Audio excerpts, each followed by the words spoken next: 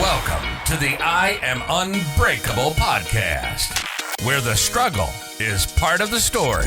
Real. Unconventional. And here's your host, Adrianne.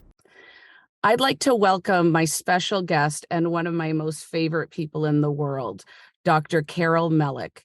She is a researcher, an educator, has a Ph.D., is a psychotherapist, and the co-founder of CounsellingYYC. Welcome, Carol. Thank you, Adrianne, and thanks for inviting me to have a discussion with you today.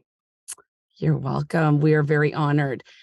We're going to just jump right into this. In line with Bell Let's Talk and all the mental health awareness movements that are going on, you know, it's very near and dear to my heart, both personally and professionally. The work that you do is really it's to be celebrated. It is so amazing, and we need more people like you in the world. I understand from your past career, you were an ICU nurse.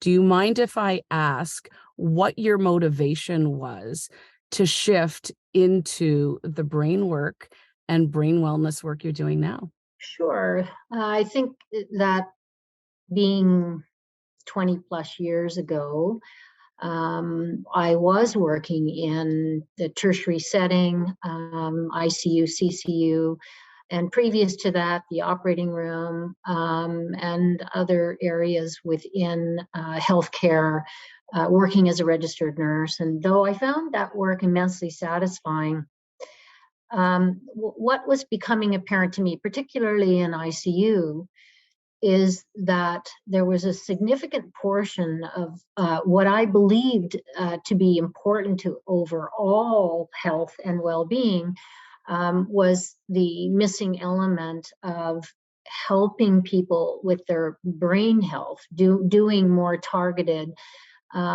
approaches to dealing with that aspect of their overall functioning, because we were exclusively focused on physiologic health in people who were in multi-system failure. And I think there were some pivotal cases that I had worked on that had really provoked me to question whether or not we were missing something that was really core and essential to helping people to become well again. And I think that piqued my curiosity to think about then moving into some research role to try to understand that, elucidate what are the mental health factors, emotional health, relational health, social health. How did that all factor into outcome when people were facing really serious physical health threats?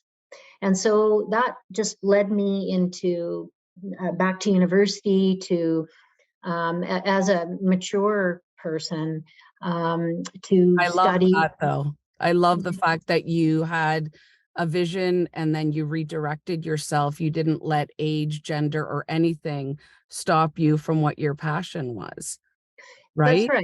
That's right. And it would be easy enough to be intimidated. It had been well over 10 years that I had been out of university, and it was like something like 15 or 14 years.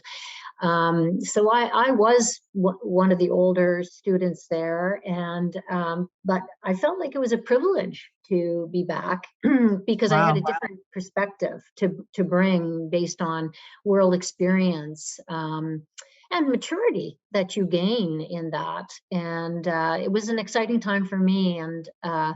And more than that, it was an opportunity to really sink into the research method and the research process to really try and understand and scientifically something that's always been difficult to elucidate, because in the mental health, brain health, we rely so much more on subjective ways of assessing and evaluating. And I really felt committed to understanding it from a more scientific way And that led me into really, really interesting research that virtually changed the direction of my life at that point professionally. I love that. And as you said, it doesn't matter what age you are. If you find your passion, you go for it, you put your head down and you did the work, and a lot of work. And I know one of the things that you have brought, one of the many hundreds and thousands of things you've brought into my world, and just even talking about changing the language and the narrative and the stigma around mental health. You call it brain health or brain wellness, which I love. Yes, and that comes really in paradigm shift that has been pioneered by Dr. Daniel Amen from the U.S., a double board certified psychiatrist, who's written numerous books and is really trying to push the way we look at brain functioning and shift the narrative from a kind of disease focus to health, like a more health focus, like we would talk about cardiovascular health, what we might talk about kidney health, bone health. Now we can talk about mental health from a perspective of the brain, the brain being central to our overall experience with mental health,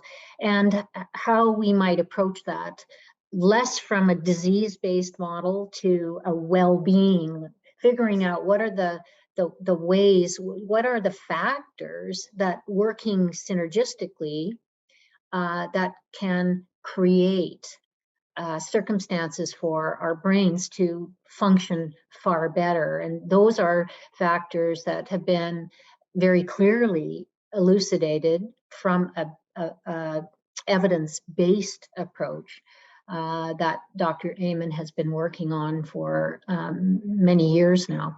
And that I think it's a game changer. I believe that that's going to really be the next phase of health and well-being, is to look at how important the brain is in our overall well-being, both physically, socially, mentally, and so on.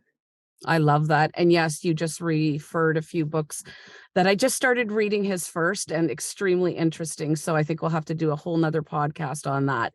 I want to ask you just very quickly, and I know it's not a quick question and definitely not a quick answer.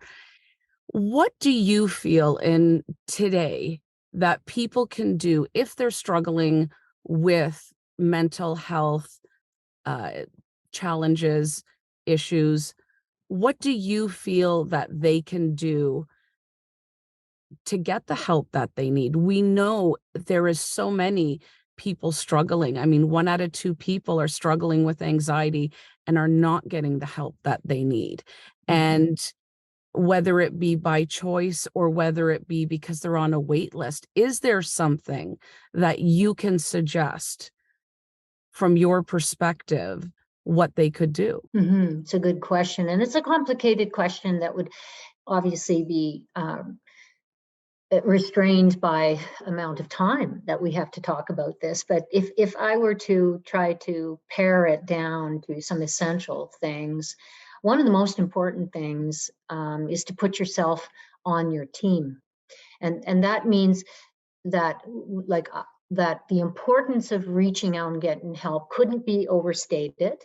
But we realize that today that the infrastructure isn't comprehensive enough to help people when they need help, and leading to often these circumstances where they're on a 2-year wait list to see a psychiatrist, or even to get into their family doctor is difficult now. And family doctors aren't specifically and targetedly trained in mental health They'll typically modalities. do a year. Yeah, they'll typically do a referral, which is another wait period. And this is, definitely, the utmost respect to the healthcare providers, because they're overwhelmed. We understand it.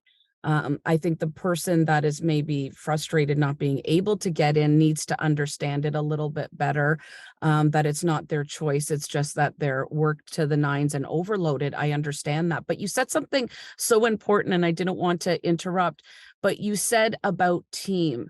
You always have had that approach that it kind of like takes a village, right? So it's not Indeed. just going to, let's just say, your doctor or your GP or the hospital or to a psychotherapist, but it's also having a team of possibly your family, possibly a sponsor, possibly other groups and organizations. Yes, indeed. And, we know that one of the factors that contributes to overall brain functioning in an effort to help it function optimally is the social factor, and that it is really key to look at how do we deal with some of the ways that we feel in a struggle will be aided by a social context that we can create, but also must be a part of, right? Where we commit to that team, whoever that winds up being, that we carefully select who's on that team, what I call the team helpful, identifying those people who, when you come away from an interaction with them, whether it be a 1-minute conversation on the phone or riding up an elevator on the way to the office or the next door neighbor or a family friend, that whether it's a 2-minute exchange or a 2-hour, that you always come away feeling better. Exactly. Those form the people that I call the team helpful, and being able to identify that.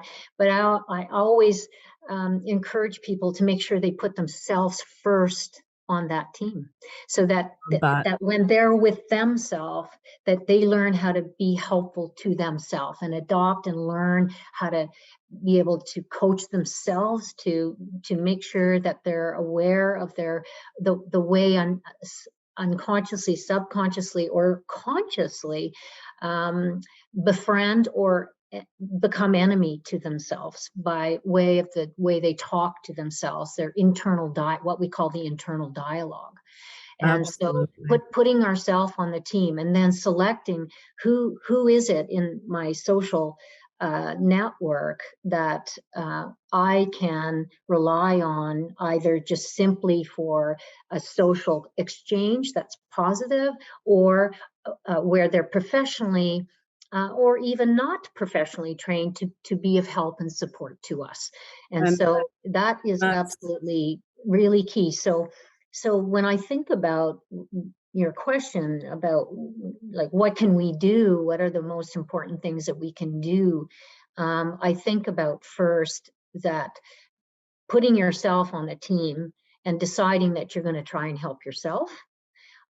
Then creating who is the village, the people that will help in a positive way, and then develop some of the other factors and dimensions, domains that go into a good outcome, like what your self-care practices daily are, i.e. your lifestyle, avoiding substances, alcohol, drug substances, even food people use to emotionally comfort themselves.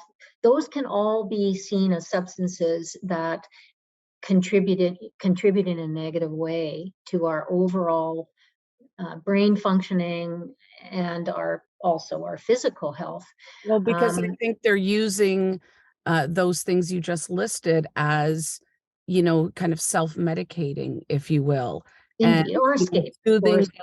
Soothing themselves in a way that is not going to be self-serving, like you said.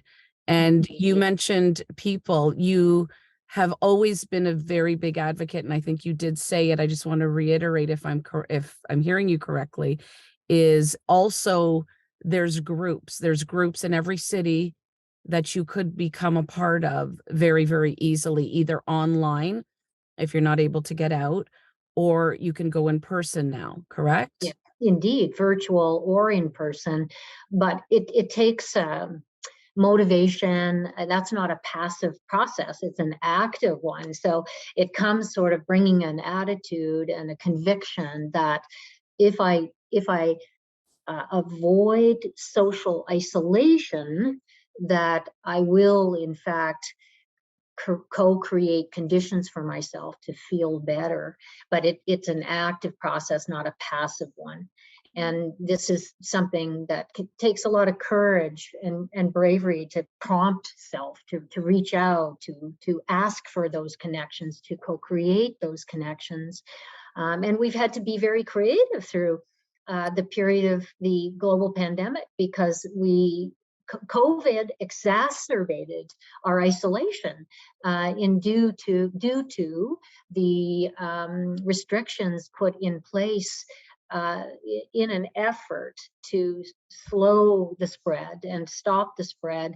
The regulations that came about put people into prolonged isolation. And so I have a question, if you don't mind, before you go on, because that is such a huge point, and I wanted to ask an expert like yourself. Do you feel that being, isolated and having to do and putting those parameters on individuals, do you feel that almost gave some people, and I don't want to use the word an excuse, but a reason not to put themselves into a social situation, and now continue? What I'm hearing from my clients is that their loved ones are continuing to use that for a reason not to go. Do you feel that to be true, or not so much? Yeah, I do think so. It's a little bit akin to what happens to people who live in cold climates in the winter, with that prolonged 8 months of low exposure to daylight and cold temperatures. People tend to retreat, and so this was a different reason for retreating, but in doing so, one day leads into a week, to a month, to many months. And it takes an extraordinary amount of effort to overcome that kind of slowing down, retreat to the couch. It takes a great amount of energy to overcome that. And I think that was additive in COVID. We were recommended into isolation in a prolonged way. It started off what we might have thought was just going to be a couple of months. Yes, we can go into our rabbit holes or our bomb shelters so that we don't become vectors to spread this disease and to protect ourselves, but primarily to protect others. But it's very difficult to then in our own homes by ourselves continue to find a way to be active. Mm-hmm. And it led to that sort of prolonged state, like what happens if we're in a hospital bed. That deconditioning happens very fast. And so then it takes, right, like if you look at the physics from a scientific point of view, it takes a lot more energy to move a rock that's stopped than it does to move a rock that's in motion. It may be in very slight motion, but it takes a lot less energy to keep it moving and get it moving faster and faster. Right. And so that is massive. I mean, I think exactly what you're saying, just scientifically makes so much sense, because motion is motion, regardless if it's snail's pace or, speedy, through, sprinting through something. Motion is motion, regardless of how slow people are moving. And before we get into the very exciting topic that I've just been sitting on pins and needles waiting to ask you about, I don't think you've spoken to anybody so far regarding your new project pertaining to mental health therapy. And it's new, it's innovative. Can you please tell us a little bit about it? Very exciting. Sure. Thank you for asking. This project is YMI Health, and if anybody's interested in finding more about it, they can go to the website and Which log is ymihealth.com. perfect. And we will definitely put that at the end of the podcast. Thank you. This is a project that came to me a few years back by a very innovative entrepreneur who had come to a stage in his life that he became more interested in health, and in particular mental health. As he'd come from industry, and he developed AI, or also known as machine learning. I think that's more accurate of a term, but that he was applying machine learning AI technology more in an industry purpose, because that was that was where he'd come from, and he had this curiosity about, like, is this technology that could be used in mental health? And he approached me about his idea, and I was quite excited about it because this area is lacking or lagging in the health setting versus in industry. And though there are technologies in health, in mental health, there's less. And we loosely developed the concept. The best reference I can use is, it's a tool that we're using as a threat assessment, simply put. And That's the huge. tool, yeah, the tool is an what we try to do is develop an objective measure, because in mental health and brain health, much of how we assess it is based on self-report, subjective way of assessment. And what we try to do is make that a little bit more objective and very more from a reliable point of view, where there's consistency across people. Because with mental health, brain health assessment, it really can be quite different from one person to a next person. Even though they're professionally trained, there's huge diversity. And we do actually have an accuracy of less than 40% in our diagnoses. Wow.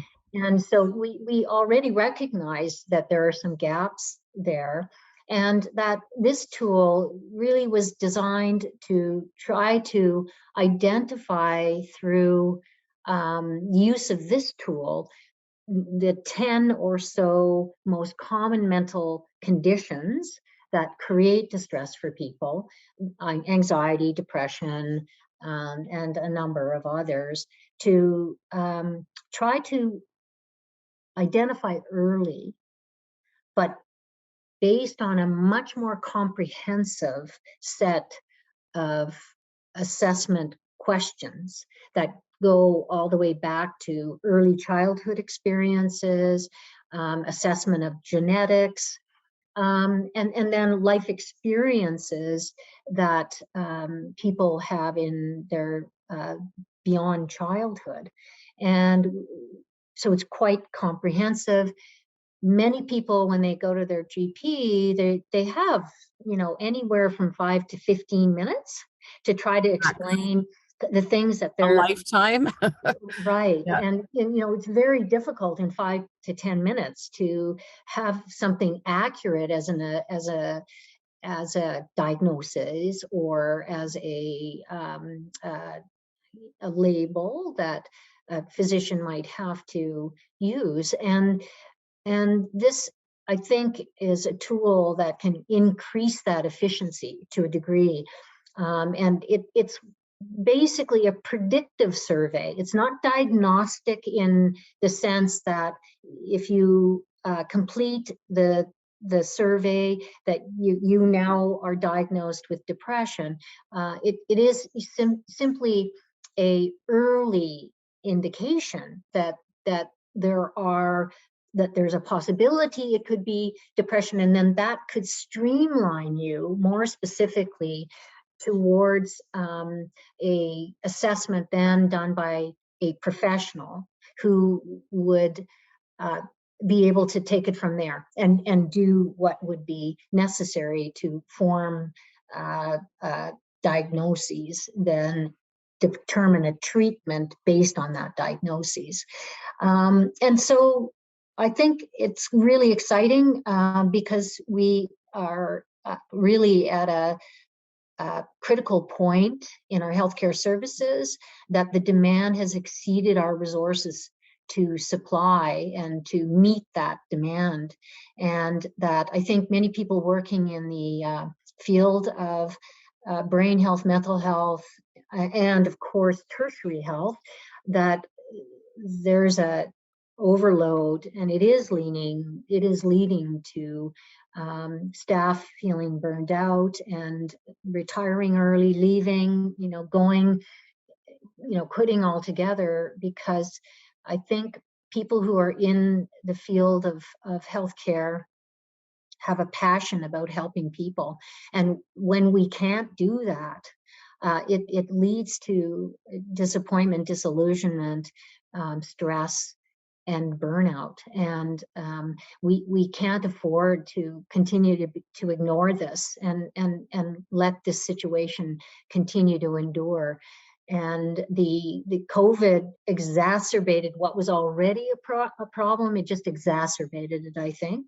And so we have to enhance people's ability to access help, and lift some of the restrictions overall to gaining health.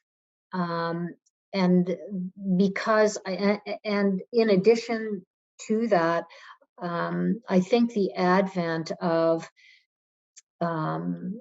self-diagnosis movement that has been spawned by the internet, that people are naturally propelled to go to Dr. Google and throw in their, and I think that's kind of like significantly on the rise. So, many people are going to their doctors or psychotherapists and their healthcare providers and saying, well, doc, I think this is what I've got.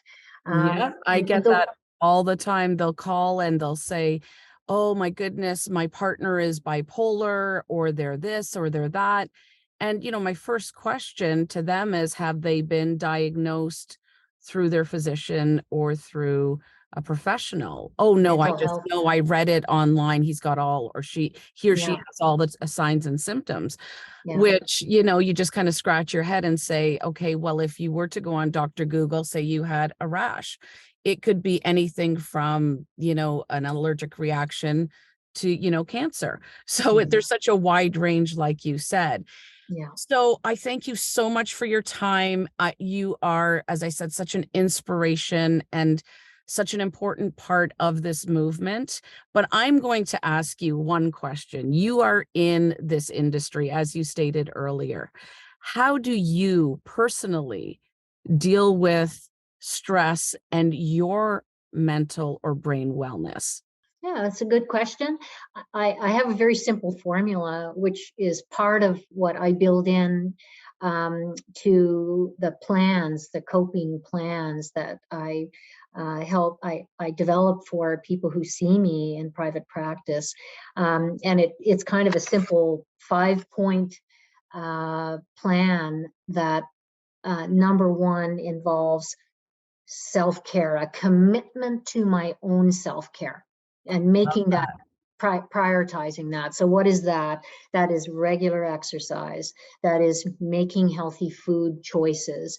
That is minimizing or electing out altogether of consuming substances like alcohol and other agents that have been identified as risky to our health. So that sort of sobriety lifestyle. So avoiding those. Daily structure is the third, like really having some routines and Hold on. keeping What was daily. number two? Let's go back, because I was Avoid- number two, the avoid- lifestyle of substance-free No, lifestyle. self-care is the first one. Okay. Avoiding substances Was is the number second. two, but it falls under self-care too. But Right. it's a category in and of itself. Of course. And number three is daily structure or routine, having daily routine. I get up at the same time, I go to bed more or less at the same time. And making sure that I have some structure to my day where I feel like I have a purpose, where I have something to do. A purpose, and it gives you the predictability too that, okay, I've had a really tough morning. I know I've got 4 more hours, but at 4.5 hours, I'm going for a run out in, wherever you may go for your exercise, correct? Indeed. The fourth is journal writing, writing down your thoughts, and within that structure to absolutely include joyful reflections and gratitudes, like forcing your thought processes to think in a positive way, like creating a positive mindset. Almost rewiring. I think you used to use that, rewiring your brain or training your brain to go to the positive. Living in gratitude. It's those 19 paved highways to negativity and the one dirt road to negativity that sometimes to positivity. Yes. Or excuse me, other way around. Yes, is typically human nature, right? And you're saying even if you're grateful for your first breath in the morning or putting your 2 feet on the ground, that is something to be grateful for. Just find the small things first. Indeed. And they don't actually have to be magnanimous. They can be very simple things like a little bird that lands on my windowsill that I look at its beautiful feathers and the colors in that. We don't need magnanimous things to be grateful, but it takes very deliberate effort to do that. And when we stay in our head, our cognitive processing speed is super fast, 1,500 words a minute on average.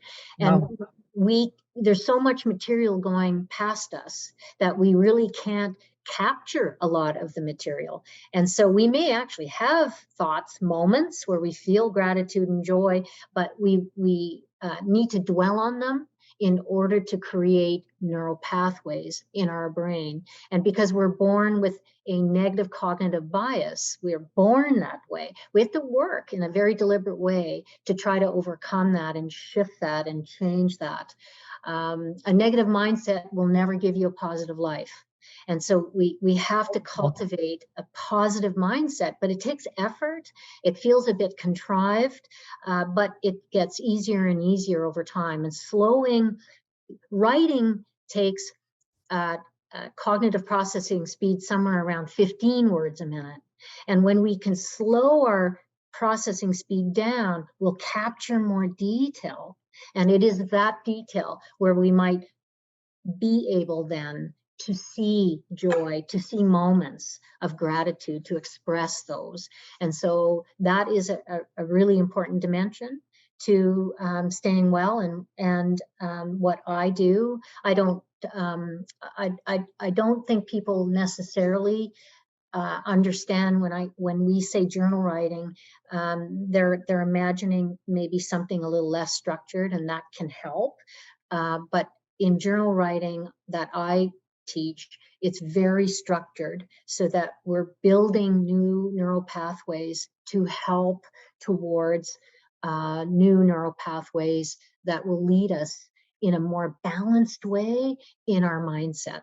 And then the last is basically avoiding social isolation. Like that is so absolute key. People will often say, people who are depressed, for example, will tend to socially isolate. and they don't want to go. They don't want to go out. And then when the care plan that I developed has that as a goal, and they do it, I'll say, well, what was the experience of that? Well, I had fun, and I didn't want to go. I felt dark, but actually, when I did go, I had some fun. And So it's always the preempt to, actually going out that causes maybe the anxiety and Indeed. the thought of I don't want to go. But like you said, once they're in it, you find that they're thankful that they went and they did have a good time. Is Yeah, that they true? experience something. Yeah, they experience something positive. They have a period of time, whether it's 20 minutes or 2 hours or 8 hours. They have a period of time where they're out of their like coming out of the brooding, the negative themes that they're ruminating on. Their mind is occupied through that social engagement, and So important. there's almost always a positive lift from that, with the caveat that who you spend time with, it would be considered more along the team helpful, like somebody who has maybe a positive attitude, somebody who has a positive mindset. Spending time with them can be very uplifting. And even if they have more of a neutral mindset, that can be helpful as well, because maybe they smile at you. And when somebody smiles at you, we always feel good about that, don't we? 150%. I'm always about, be kind to people, even that you don't know, because nobody ever knows what the other person is going through, even if Yeah. it's simply, the whole paying it forward. I'll never forget the first time somebody paid for a coffee for me. And again, it doesn't need to cost you anything. You could open the door for somebody, ask somebody, how was your day? You're doing a Yeah. great job regardless. But when somebody bought me a coffee, I was so taken aback. It was just the nicest, kindest thing, somebody had done for me in days. So it made you feel good. And then you also not only just, it's not about receiving, but then giving to the person behind you, I think is so incredibly important. Carol, can you share who is involved in this project? Yeah, absolutely. Of course, Jim Durward is the lead on this. He is the sort of CEO of the project, and he amassed a team that included a psychiatrist, myself, a physician, hospitalist, a neurologist who read some of the brain scans that were measured, and I think that kind of maybe would be the main core of the team. And he gave us full mandate to try to create an assessment tool that was comprehensive and based on many decades of collective experience amongst the team. So it was very exciting because it was really a collective effort. That's great. It sounds like such a powerhouse of a team. It was. So my parting words to address what is it that we can do aside from that 5-point model of how to care for self and create conditions to have a good healthy brain, and mental health experience. It is to move towards a compassionate, empathic, kind approach to the relationship we have with ourselves and the relationship that we create with other people. And that involves a level of forgiveness, letting go of the things that we feel angry and upset with and hold resentment, because resentment is like taking poison and hoping the other person gets sick from it. If we truly practice forgiveness, if we truly lead with empathy and compassion for other people, we will feel less upset. We will feel less angry. And those are conditions that will help cultivate a healthy brain. Carol, Thank you so very much. You have obviously inspired me and thousands of people and thousands of lives that you've touched. Can you just let people know how they can read about your new project if they'd like? And if they'd like to contact you, do you mind just to give them, which we'll also put at the end of the podcast, just if you can give them those websites again, that would be great. Yeah, you bet. So to access more information about the AI project, that health assessment tool, they can log on to YM as in mother I, YMIhealth.com. That's perfect. Thank you so much, Carol. I so appreciate you and enjoy your run. Thank you. I'm going to head out into the snow now. That's awesome. Thank you so much. Thanks for Have a inviting great me. day. And good health to you. Thank you. And to you as all well. and to all your listeners. Thank you, Carol. Okay. Bye-bye. Bye. You've been listening to the I Am Unbreakable podcast. Real, authentic, real life stories of women who've become unbreakable. We hope you've enjoyed the show. If you did, make sure to like, rate, and review, and we'll be back soon. But in the meantime, find us on Instagram at I.am Unbreakable.